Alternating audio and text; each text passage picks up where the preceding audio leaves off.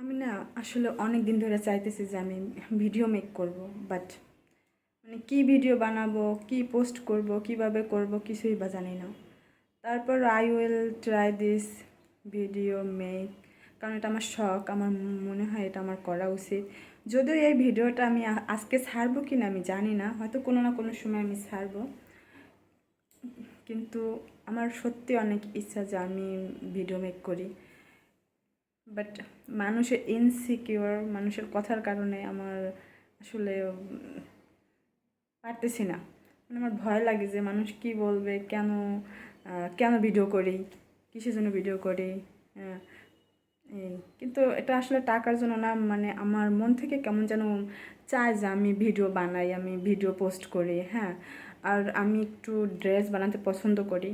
এই জন্য আমার মনে হয় যে আমার ড্রেস নিয়ে ভিডিও বানানো উচিত, ড্রেস মেকিং, দেন ড্রেস প্রেজেন্ট করা।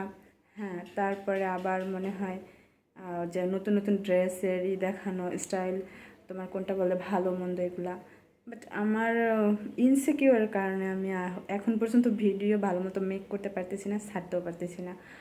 আর আমি মনে করি, আমার মনে হয় যে বাংলাদেশের মানুষ একটু বেশি হেজিটেটেড, মানে ওনারা বেশি জায়েজ করে এটা ভালো, ওটা ভালো, ওটা মন্দ এরকম।